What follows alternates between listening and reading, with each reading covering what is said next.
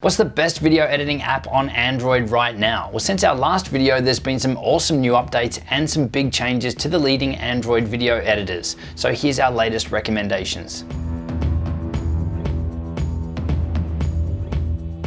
Hey, it's Justin Brown here from Primal Video, where we release a ton of content to help you get better results with your videos faster.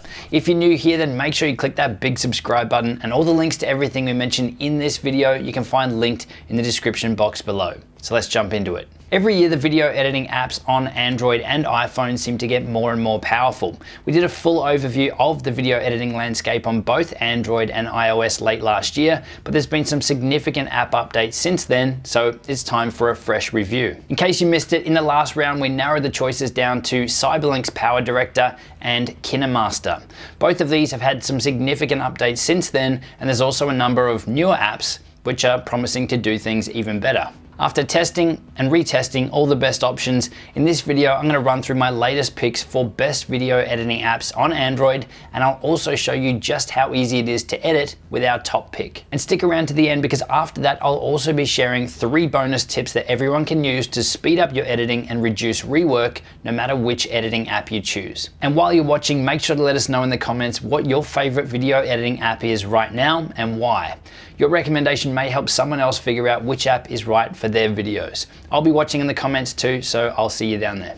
Okay, so after testing all the major apps that are currently available, things like WeVideo, Filmora Go, Adobe Clip, PowerDirector, Viva Video, Video Shop, CuteCut, and KineMaster, we narrowed the shortlist down to, once again, PowerDirector and KineMaster. Overall, we found most of the video editing apps that we tested were very basic or template or theme based and didn't really give you advanced or full control over your video editing process. Apps like Adobe Premiere Clip, which seem to have a heap of people using them and a huge fan base, really are limited in functionality when it comes to editing on Android, especially when you're comparing them to apps like PowerDirector and KineMaster. CuteCut is another one that seems to be really popular, and it has come a long way, and it is a decent option for editing videos on Android, but in my opinion it falls down with very limited color correction and color control, and the interface definitely isn't as easy to use or as intuitive when compared to our top picks. So as I said, we've narrowed this list down to 2, and these 2 are the closest mimicking video editing on a desktop computer on an Android device. These are really powerful applications and will allow you to get really great results with your video editing. But this year is not the same as last year. Last year there were a whole lot of differences between the 2. The strengths of one were balanced out by the other's weaknesses. So this time around, we've actually got a clear winner. But let's run through the pros and cons of each of them first, as well as some cool updates that both of them have had since last year. Cyberlink PowerDirector has totally redone its color correction or color control tools. It is now by far the most advanced and easiest to use and most powerful color correction tools on any video editing application on Android. They've also added in a heap of really decent title templates as well, and they've also got the ability for you to purchase more directly from inside the app. They've also had major performance updates on the app, and it's now supported on a much larger range of devices as well with the full feature set. Previously, there was a heap of devices that didn't have access to the latest features that were in PowerDirector, but now there's a heap more that are supported. The only main feature I think that PowerDirector is still missing is the ability to add your color corrections to an entire video layer, meaning any clip that's on that video layer can be corrected the same without needing to apply each of the effects or controls to each of the clips on that timeline. So to be able to grade everything and apply one effect to the lot would be amazing, or at least have the ability to copy and paste your presets or whatever you're applying to the effects, your color controls, to multiple clips. That would be a huge addition. But it's not a deal breaker the way it is. It just means you've got to change up your workflow so that you're potentially color grading your clips up front. Moving on to KineMaster, which has seen some pretty decent updates as well. The overall performance has improved. The range of devices that now get the full feature set of KineMaster has improved as well. There's a lot more effects for both video and audio, and the speed control for slowing up or speeding down your video clips has seen some improvement as well.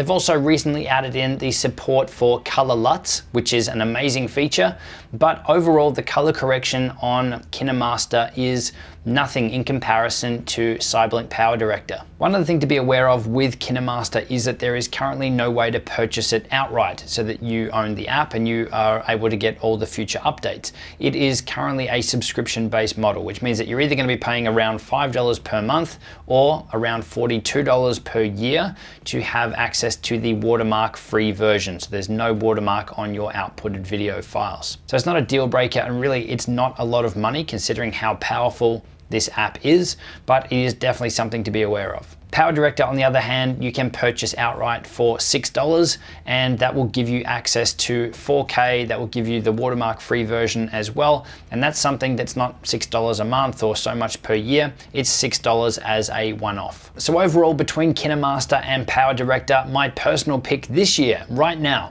is PowerDirector. It is an app that I use almost every week on my Android device. I think it is really, really powerful. I love the interface. It's so easy to use. The built-in color correction tools are amazing. The fact that you can easily switch your video between a portrait and a landscape video, if you want to quickly edit down something like an Instagram story, you have that ability to do this really, really easily. And your output options are amazing. The quality is kept all the way through. So overall, looking at these top 2 editing packages, my preference, my pick as best Android editor right now is Cyberlink PowerDirector.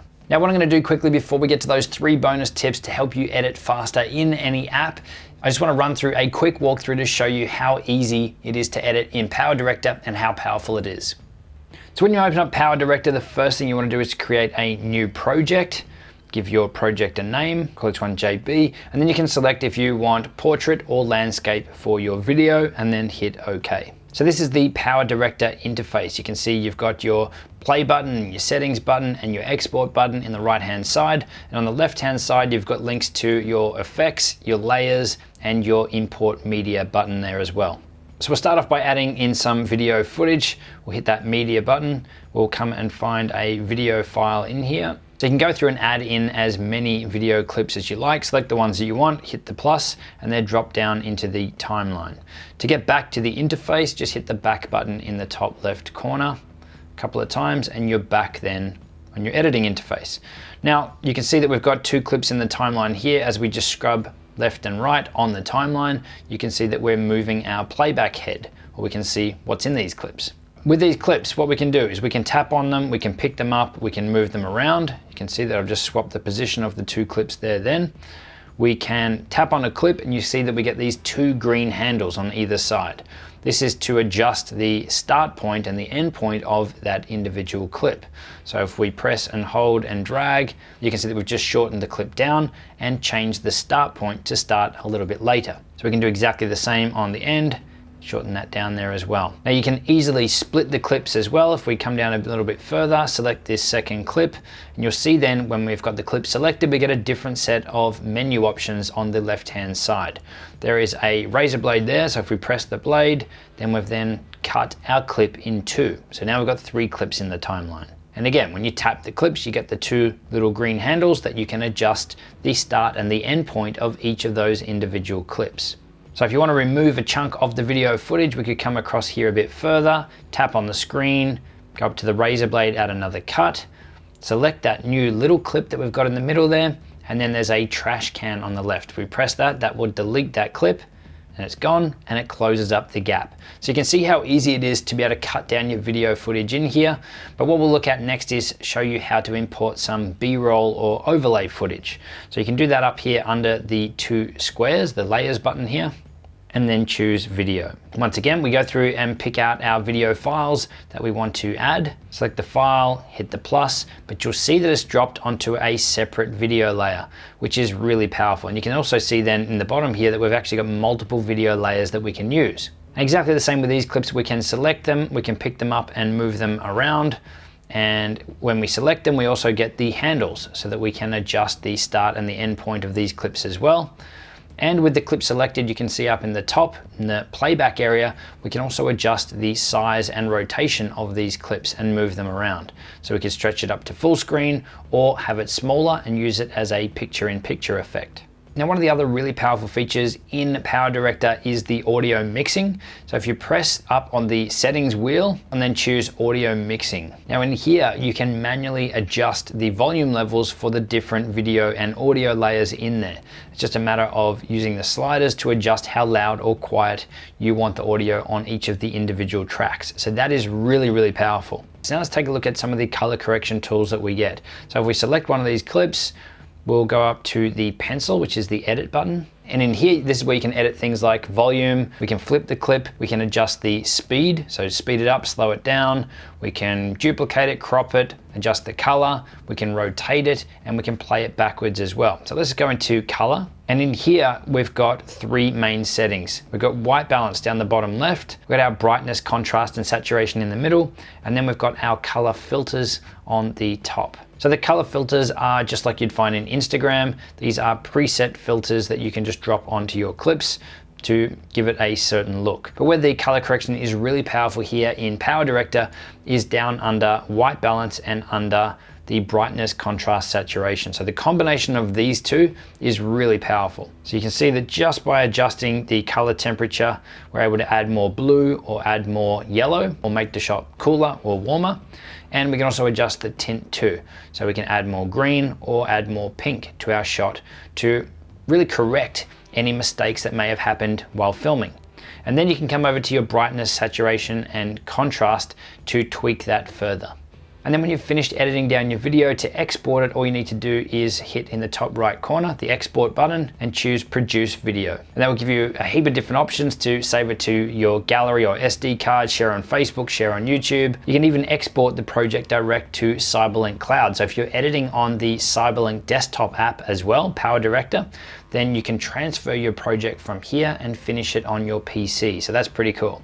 But what I would suggest you do here is select more output options. And in under here is where you'll get your full range of settings. So you can see we've got the options for 4K, Full HD, HD, and SD. So if we leave it on 4K and hit settings, then we get to choose where we want to save it, whether it's to internal storage or whether it's to an additional memory card. We can also adjust the bit rate, which is the quality of the video. So whether you want a better quality, standard, or a smaller file size for your export. And you can also adjust your frame rate here as well. You have the choice of 24 frames per second or 30. So we'll go okay. And all you then have to do is hit next, and your file is then exported out and saved on your device. So that's a really quick walkthrough to show you just how powerful and simple editing in PowerDirector is.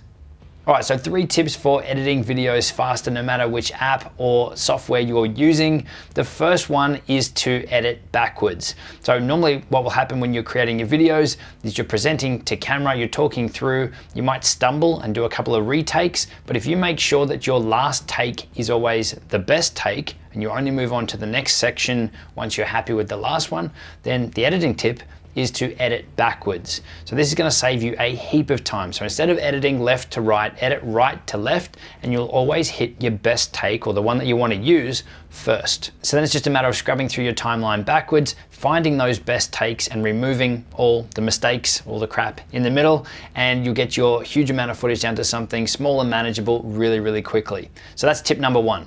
Tip number 2 is to make sure that wherever possible, your editing project matches the frame rate and the resolution of the video footage you're editing. So if you're recording your videos at 1080p 30 frames per second, then make sure that you're editing them at 1080p 30 frames per second as well, and exporting your videos at 1080p 30 frames per second as well. This way, you're not going to have any changing of frame rate, which could give you jittery or stuttery playback, and you're also going to keep the best quality all the way through. So one thing that we see all the time is that people are recording these videos that look really good, but when they get into their editing and to their exporting, they're losing a heap of quality and the motion's off. This is all due to your editing settings and your export settings. So pay a little bit of attention and check to make sure that your editing project settings match your camera footage and also match your export settings to be the same. Tip number 3 is to focus on your editing first and not get carried away and distracted with all of the effects and transitions and color and everything that most people jump to.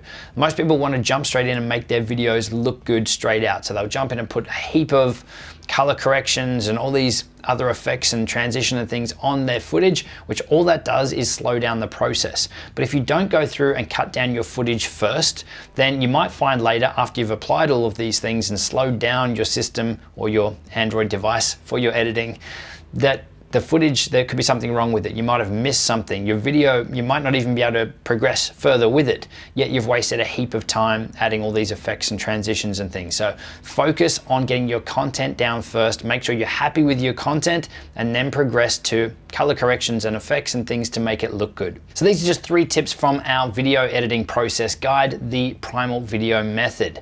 Linked on screen now is links to the Primal Video Method video and also a direct link to where you can download the PDF. I'll see you soon.